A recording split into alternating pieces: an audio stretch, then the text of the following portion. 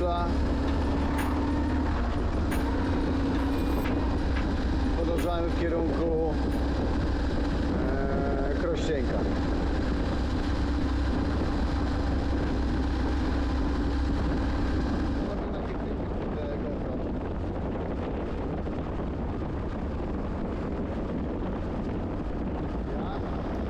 Tu pamiętam, że mieliśmy troszeczkę mieszane odczucia co do tego wyjazdu i godziny, bo to była jakaś godzina chyba już 15. I widzieliśmy te chmury burzowe, tak? No. No w ogóle nieźle nas zlało. Tuż przed wyjazdem. A nie, bo my zrezygnowaliśmy w ogóle z pakowania. Pakowaliśmy bagaże, kiedy nas burza przegoniła z parkingu.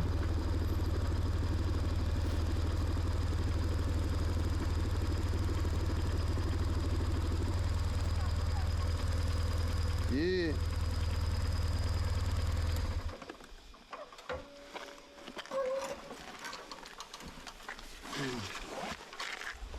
A po co był ten postój?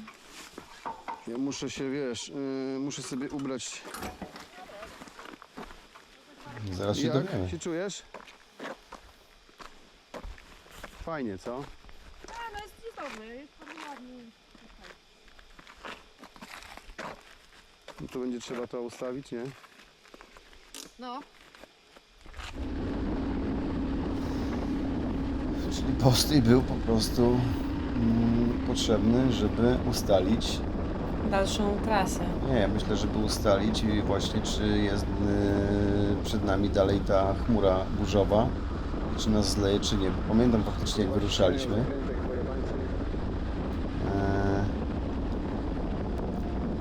Że zaczęło padać i myśmy w deszczu wyjechali. Jak to my, nie? Po prostu, zaczęło padać, no to jedziemy. Tak.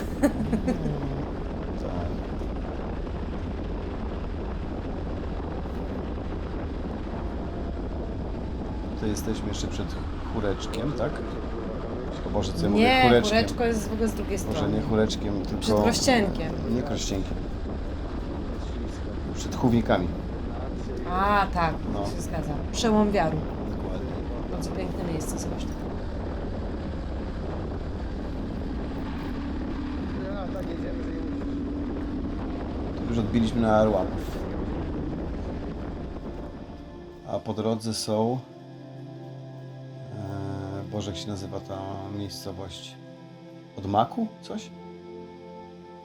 Nie. No Chówniki teraz, właśnie jesteśmy w Chównikach.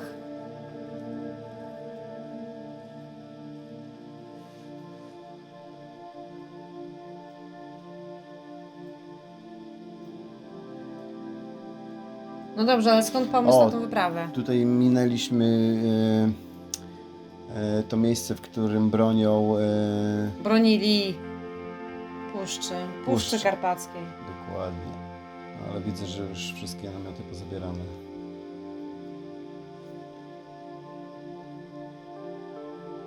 Po co jest ta wyprawa? Jak się zaczęła? Jak się zrodziła? No jak się zrodziła w naszych Rok głowach? wcześniej. Rok wcześniej się zrodziła, Mhm. kiedy byliśmy w Rumunii na wyprawie mojej pierwszej na własnym motocyklu. W Padało sensie przez może dni. sprostuję, Ania zrobiła świeżo prawo jazdy. I tuż po tym egzaminie, który zdała za pierwszym razem, muszę ją pochwalić, wyjechaliśmy do Rumunii, żeby ją przetestować, a więc miesiąc po zdaniu prawa jazdy... Dwa miesiące. Może 2. Anna zaliczyła 6000 km w siodle, także no moim zdaniem Nie, no, szkolenie było po co, świetne. było po co robić to prawo jazdy i ja się cieszę, że ją zaszczepiłem. Szkolenie było rewelacyjne, bo akurat wybraliśmy sobie taki moment, kiedy do Rumunii przyszedł niż, który się nazywa w ogóle Anna. notabene Anna. I ja się musiałam nauczyć ekspresowo jeździć w deszczowych, mokrych warunkach po serpentynach górskich. Dokładnie, na Skoro motocyklu. przeżyłam, Na motocyklu, który... był niesprawdzony do końca. No i kupiliśmy go całkiem niedawno, przed wyprawą, więc no to był, że tak powiem, test tego motocykla W trudnych warunkach. w trudnych warunkach i jakże daleko od domu. Ale ja myślę, że właśnie w ten sposób powinno się podróżować, bo podróż to przygoda. Jeśli nie ma przygody, nie ma podróży. I ktoś kiedyś bardzo pięknie powiedział, ja się z tym personifikuję, że celem jest podróż, a nie sam cel, czy tam zwiedzanie. Mi się nigdy nie chciało opisywać jakichś miejsc, przez które przejeżdżam. Może tu się to wydarzy, bo zaczynamy. To jest pierwszy oczywiście epizod z Rumunii, który tutaj na kanał wrzucamy. Jeszcze nie mamy pojęcia, jak mamy... Z jakiej Rumunii? Z Karpat całych, bo to chodziło właśnie z o Karpat, to, okej. żeby pokonać jak największą ilość, znaczy nie, jak największą część Karpat. Okej, Czyli tak. kawałek polskich Karpat, kawałek ukraińskich Karpat i jeszcze rumuńskich Karpat. No to Nie, nam no zostały masz- jeszcze końcówka, czyli tak naprawdę chyba nie Rumunia, tylko Bułgaria i Serbia. Nie, okej, masz rację. O, wyprzedziłaś mnie. Wreszcie odważyła się, bo ona zawsze to za mną jak żona Araba. Nie Czy- mów takich rzeczy w ogóle. Czy idziemy gdzieś, czy jedziemy, on zawsze za mną. A tu wreszcie się ośmieliła, widzę, Anna i zaczęła testować Cześćka. Cześćka. Dlaczego Cześćka? Dlatego, że jest to BMW F650 CS Scarver. dokładnie. No i od tego CS powstał Czesław. No nie i tylko od tego. Nazwaliśmy go Czesio, Czesław. O, i tu już dojeżdżamy do Krościenka, a więc do granicy polsko-ukraińskiej. No, szczerze mówiąc, mieliśmy mieszane... Granicę polsko-ukraińską. O, nawet tutaj powiedziałem to. Jak na razie zaczyna się mi to podobać, bo nie ma kolejki. Zdecydowaliśmy się też na jakiś taki komentarz trochę tego filmu, z tego względu, że jeszcze uczymy się tutaj różnych technik, bo na przykład jak mówię podczas jazdy, to nie do końca jest to wyraźne. Więc żeby zobrazować trochę.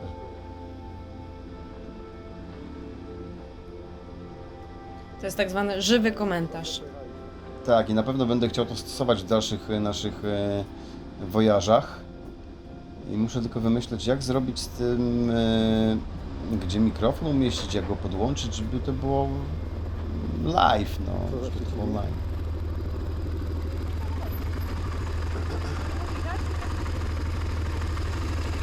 Jesteśmy na Ukrainie. Prawie. Jeszcze nie, ale na granicy.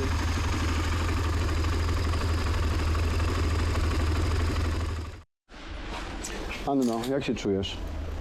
Dobrze, a ty? Bardzo dobrze, czyli po prostu teraz będziemy Powinieneś powiedzieć też dobrze.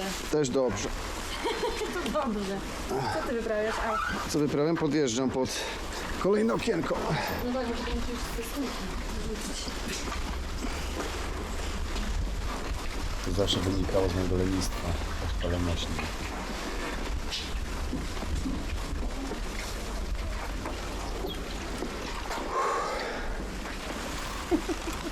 To darmowa siłownia. Jesteśmy przy stoisku już końcowym. Stanowisko. Jakoś dzisiaj sprawnie idzie, fajnie, nie? Bardzo. Bardzo, zupełnie inaczej niż Może ostatnio. ta kamerka jednak ten pierwszy powinien być włączony, żeby było widać.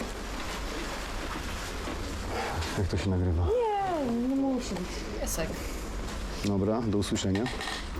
Ja nie wiem, czy my powinniśmy w ogóle granicę polsko-ukraińską zamieszczać w internecie. Już za późno, już zamieszczona. Czesław nie miał cierpliwości, już był daleko z przodu. Tak. Myślę, że zaraził się od swojego kierowcy. Brakiem cierpliwości oczywiście.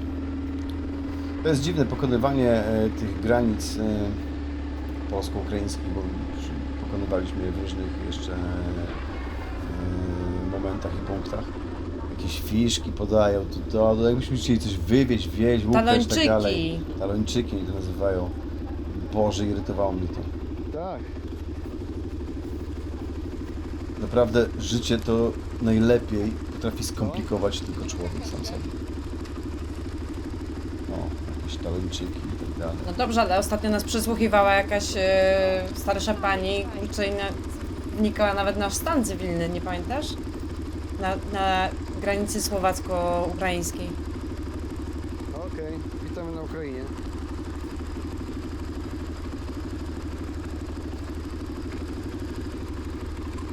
Pojedziemy zatankować ukraińskie paliwo. Zielone światło dostaliśmy na Ukrainę. Ala!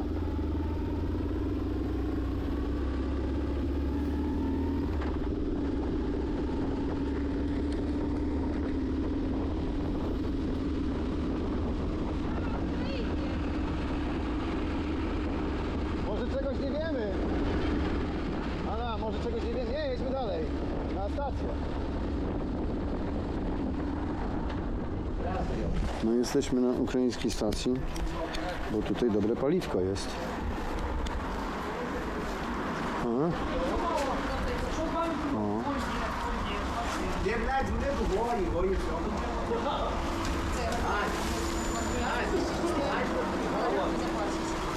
Nie, najpierw musimy chyba iść powiedzieć, że chcemy zatankować.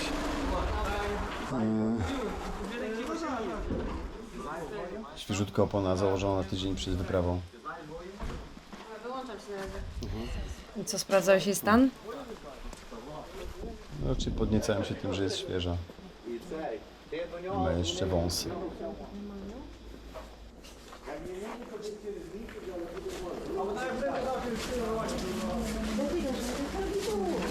Dzień dobry, my do pełna chcieliśmy. Dobry, dobry. Czyli co, potankować tak i później co przychodzimy i płacimy. Tak, tak.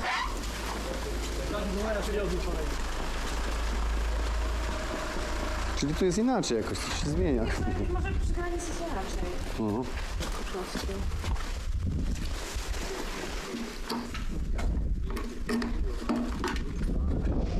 No to 9,5, nie? To jest jedyna opcja. Dlaczego się pytałeś o to? Wiesz co, bo ja już... To jest taki krótki wąż. Wąż. Bo ja już u nich się... To nam Sydzik zrobił dopiero psikus. O co chodzi? Zaraz powiem. Nie przestanę gadać i śpiewać. Chodzi o to, że na stacjach w Ukrainie jest coś takiego, że to jest bardzo dziwne. Ja tego nie rozumiem do dzisiaj, w ogóle tego schematu, ale to wiadomo, no to trzeba mieć zupełnie inne podejście i życie gdzie indziej chyba.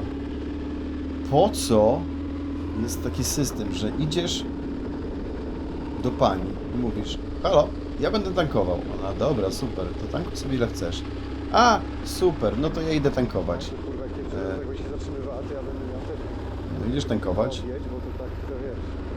i tyle ile zatankowałeś, idziesz jej powiedzieć tak: proszę pani, ja zatankowałem tyle i tyle. A, to płacisz za tyle i tyle, bo ja tu widzę i ty mnie nie oszukasz. Albo mówisz: zatankowałem do pełna. A, to wyszło panu tyle i tyle. Wiadomo, wiesz, jak ślisko, co? Niestety jest to fuck up, bo może się okazać, że powiesz, że tankujesz do pełna, zatankowałeś do pełna, a nie stać cię już, powiedzmy, jak kończysz bieg wydarzeń. No i co wtedy? No nie odlejesz, nie wyściesz, także no nie rozumiem tego, to jest w ogóle jakiś spieprzone do końca. Normalnie podjeżdżasz, tankujesz, ona widzi ile i tego. Może tego systemu nie mają. Ale to mnie za każdym razem irytowało. Dobrze, a tutaj nam Sydzik zrobił psikusa i A, właśnie, tu jest trasa dopiero była jaja. ustalona, miała być asfaltem, Są miał być jaja. jak najszybciej przez Ukrainę tak naprawdę, żeby dotrzeć do Rumunii. Sydzik nas poprowadził najszybszą trasą. No. Fajny szutry. Dookoła góry. Tak. Ja byłam bardzo zadowolona z tego akurat, bo ja lubię jeździć w offroadzie i po takich jakichś shooterkach, jakichś tam dziurkach, różnych takich sprawach. Tak, tylko że coś nie chce mi nagrywać, kurwa. Coś Ale byłam trochę zaskoczona tą trasą. No ja pamiętam, że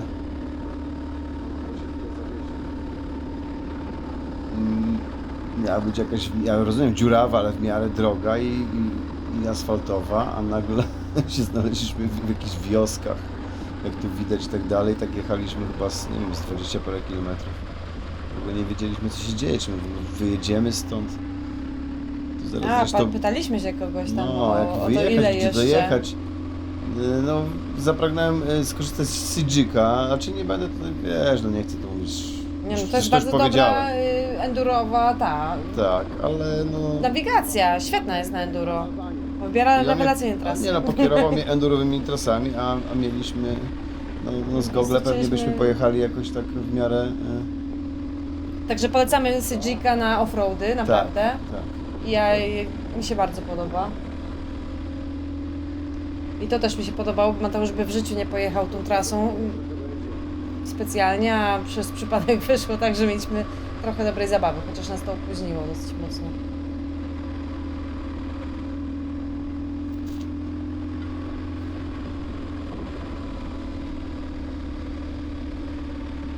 Ale to takie w tej części Ukrainy to takie stare Bieszczady. Nie no, piękne haszcze, Stare o tu widać Bieszczady, właśnie jakie są cudnie, drogi naprawdę. cudowne. No, drogi są cudowne. Nie mówię, że cały czas, ale na Podkarpaciu, w tym odcinku akurat, który myśmy pokonywali, to były takie cały czas drogi. Później oczywiście się poprawią diametralnie zupełnie inaczej będą wyglądały. Nie no, Aż główne drogi są świetne. Wręcz tak, że nas zaskoczyły bardzo miło, nie? Główne drogi są świetne, ale tylko jeżeli się zjedzie na pobocze, to akurat jest raj tak naprawdę dla ludzi, którzy kochają enduro albo po prostu sobie pojeździć po szutrach i dziurkach różnych, po bezdrożach. To jest, jak dla mnie jest rewelacja, no, przynajmniej nie jest nudno.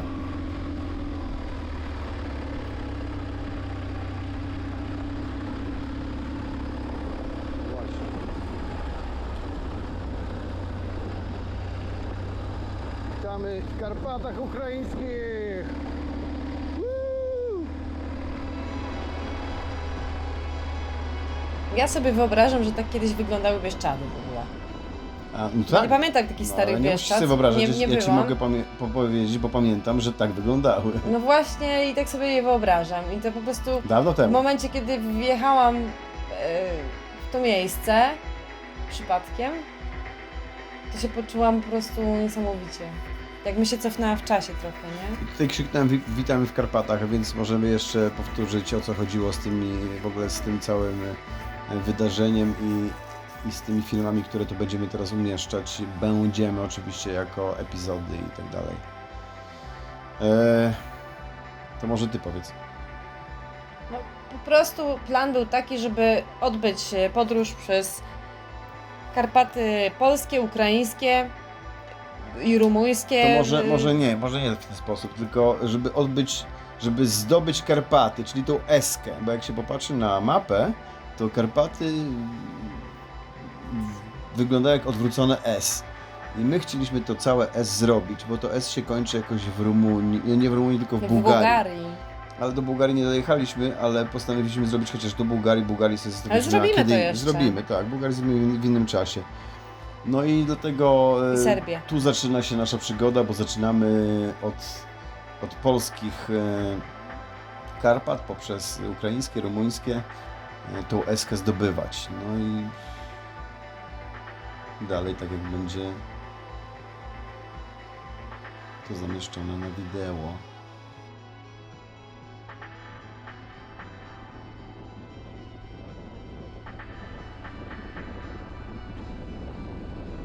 Ty, nie uwierzysz, kurwa. Wiesz, skąd wyjechaliśmy? Pamiętasz, jak tu się pytałem? Faceta z wiadrem? Tutaj są i ja, a my powinniśmy tamtędy jechać. O, i tu jest dokładnie pierwotna droga, na którą Którą powinniśmy byli jechać, na Sambor. nas wróciło, Zjedziemy, a z czekaj. tamtej strony, Muszę z zobaczyć lewej, mapę. powinniśmy tędy jechać normalnie. No i no cóż, ale zrobiliśmy sobie troszeczkę takiego offroadu. Tu już od tego momentu chyba drogi są w miarę w porządku. No, myślę, że bardzo w porządku nawet. Ale warto zjeżdżać te boczne drogi na Ukrainie, bo Mieliśmy szczęście na pewno Trafiają do się fajne pogody, rzeczy. bo pogoda zaczęła naprawdę nam dopisywać. Od tego momentu oczywiście. Jak widać. Czyli nie ma co się łamać jak pada, wsiadasz na konia i lecisz, a na pewno będzie ciekawie po drodze. A deszcz nie ma większego znaczenia. Jak to mówią, na luźnej gumie. Ma to swoje uroki. Aczkolwiek jak jest ciepło i słonecznie, to się wiadomo, że się lepiej jeździ.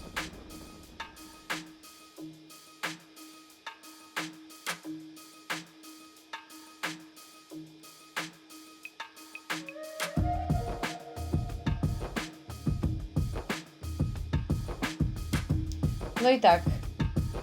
I nic się nie dzieje. Music. Music się dzieje. Nie, mówię, że Tu nic będzie się nie dzieje muzyka. w Ukrainie, nic się nie dzieje tak naprawdę, że jest spokój. Zobacz. To akurat na Zakarpaciu. Tu musimy jakąś muzyczkę podłożyć. A, myślę, że tak, to będzie muzyka.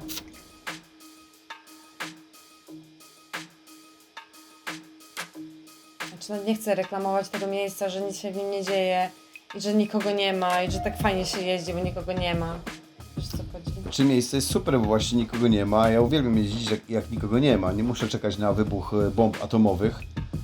Tylko to się już teraz dzieje, że nie ma ludzi i możemy jeździć po prostu nie natykając się na nich. A to jest coś, co ja bardzo lubię.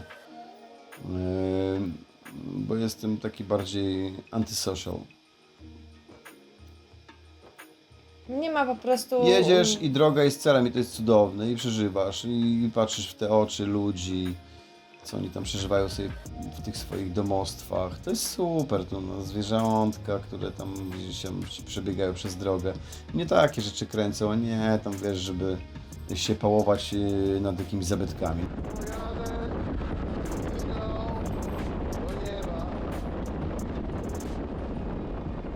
Interesowało mnie to, co się dzieje z ludźmi, życie, ogólnie życie mnie interesowało, a nie to, co już kiedyś tam już było. No to jest No część taki tego jestem, życia. no każdy jest inny, ja nie mówię, że to jest złe, ja jestem taki, koniec.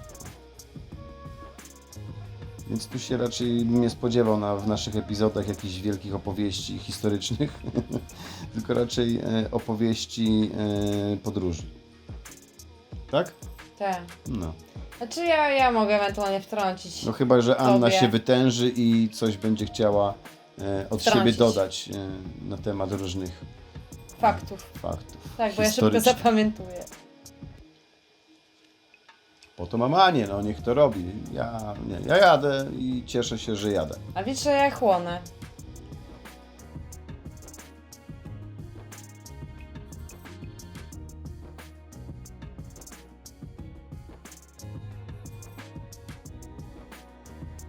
O!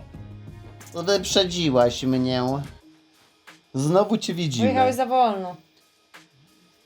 Muszę powiedzieć, że to są takie pierwsze koty za płoty, ten pierwszy epizod. Jak jakoś tak samolubnie tutaj, że tak powiem, poruszam się po tych drogach, aż w końcu do mnie dotarło, że jesteś jeszcze ty, kochanie. No i ci przez walkie-talkie mówiłem, chodź, że wyprzedź mnie, zobaczę cię. Niech cię chwilę ujrzę, bo przecież jedziemy w tym siodle już tyle godzin. Dupa mi odpada. Chcę się już zatrzymać, a ty mnie... tutaj było... Tutaj pan, którego chyba troszeczkę zawiało, bo tam były wiatry. I prawie wjechał mi pod koło. Także no są też różne takie epizody. A tu jedziemy na Wołowiec, czyli Wolowec. Tak. Taki piękny punkt widokowy, gdzie widać z dwóch stron pasma górskie Karpat. Tam chyba Piku jest w tej panoramie w ogóle widoczny. To było w ogóle świetne, bo to powietrze po deszczu, tam dało się czuć, że dopiero co padało, bo myśmy za tą chmurą jechali właśnie, z której padał deszcz. Taka ta glina pachnąca, wiesz, ziemia, no świetne. Ja uwielbiam też jeździć w otwartym kasku, dlatego że lubię czuć, wąchać, gdzie jestem, czuć miejsce.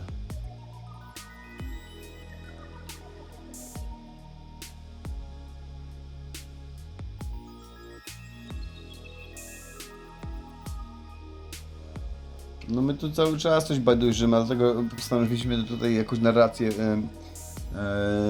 nagrać z tego względu, że no O, jest i wołowiec. słabo słychać, co my tam do siebie przez to walkie-talkie gadamy, to musimy to poprawić, no będziemy pracować na tym. Będziemy. Żeby nie było, że nie znam E i O. O, jest najważniejsze. Najważniejsze. E, O jest najważniejsze w życiu. Dobra, tu chyba coś będziemy mówić. No, raczej. Co ty mnie tu skręcasz, Anna? Kurwa, nogi nie zdejmę.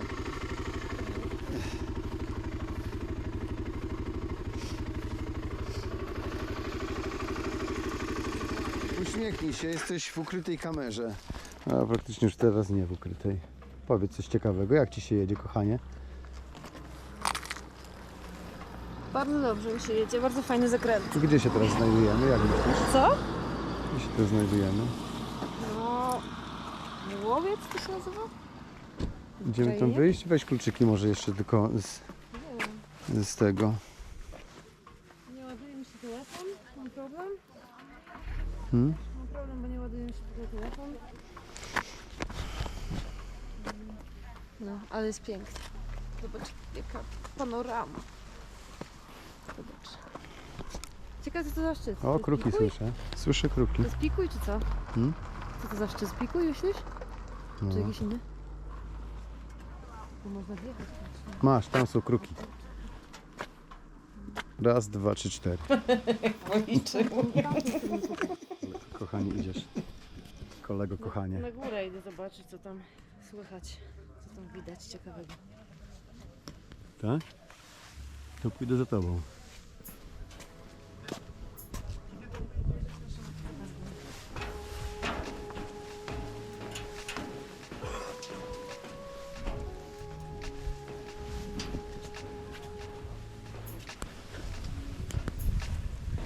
O kurde.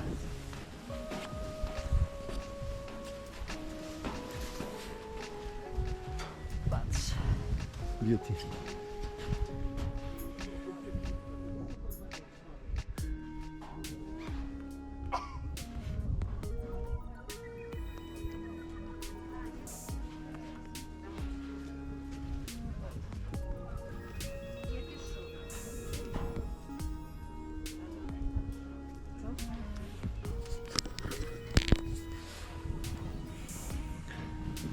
Bardzo ładnie tutaj jest. Bardzo ładnie, tylko że nas nie widać. Tam patrz, tam jak jest ładnie. W drugą stronę.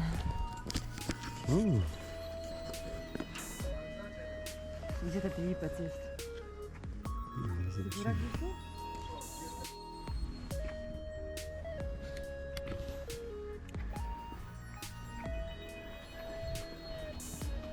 Idziemy dalej. Jedziemy dalej? Hmm? Gdzie jest ten Filipiec? No już patrzę.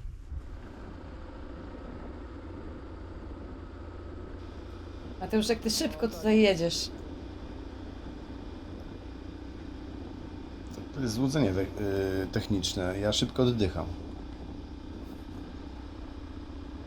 Bo śpieszyliśmy się, żeby zdążyć przed zmrokiem.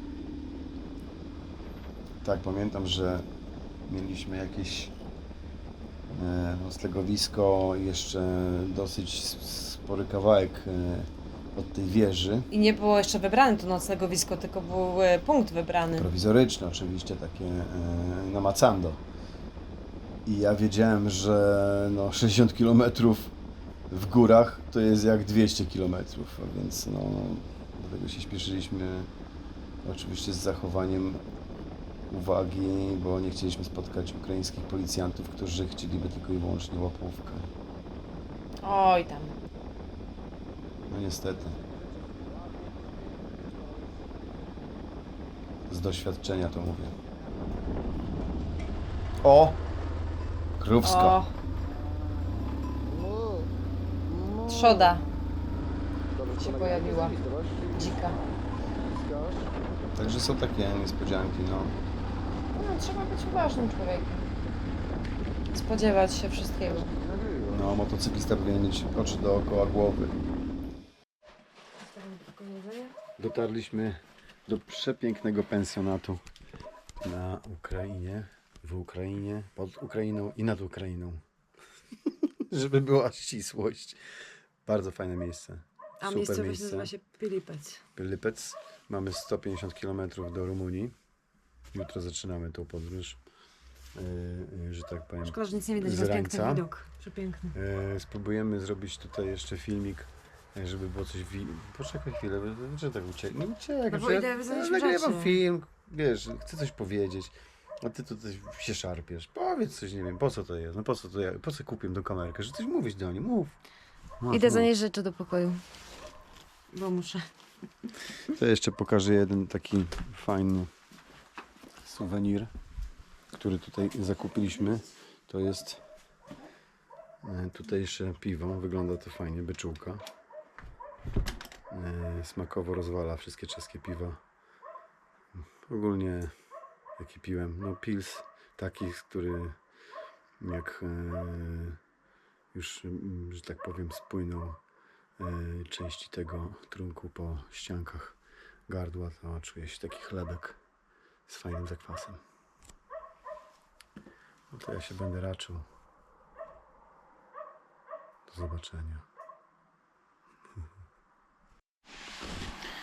Chyba się napijemy piwka, kochanie, tak? Tak, Przejmij kamerę. przejmuję kamerę. Otworzę Mam sobie. tutaj pyszne zakarpackie Chodźmy tutaj. piwko. Dokładnie, chodźmy tutaj w światełko.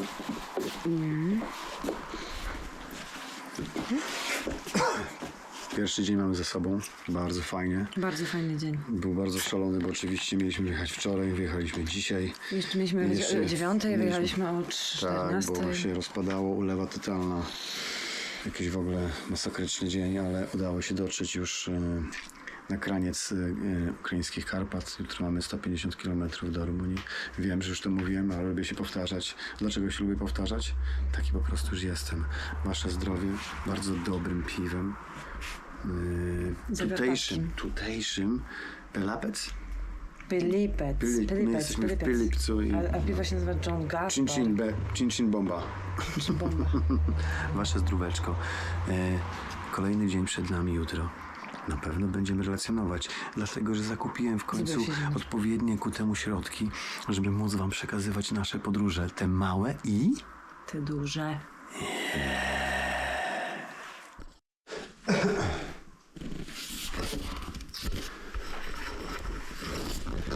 Tak wygląda nasza pakamera.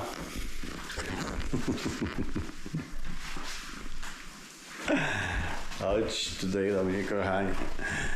Tak wygląda nasza pakamera. Bardzo fajnie. I możemy teraz zaśpiewać razem dla was specjalnie muzykę. Uwaga. Guantanamera. Tak wygląda nasza pakamera. Guantanamera. Okej. No już to poleciałeś za daleko. No tak wygląda. Jest bardzo fajnie. Jest bardzo fajnie.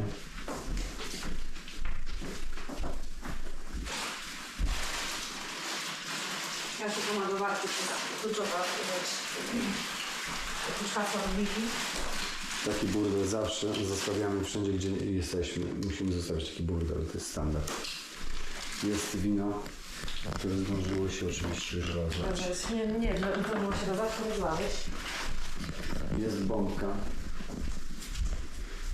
Jest misa. Misa, którą używamy zawsze do leczenia chorych narządów.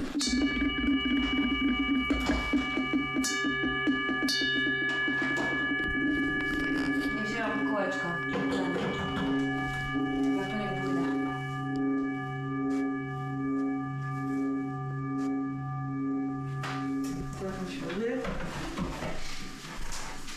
Czego nie wzięłaś? Nie wzięłam kółeczka do grania na misie. Anna już przysposobiła się do pobytu. Mati, daj mi się ogarnąć, no. Powiedziałem, nie odzywaj się do mnie w momencie, kiedy jadę, czy mówię.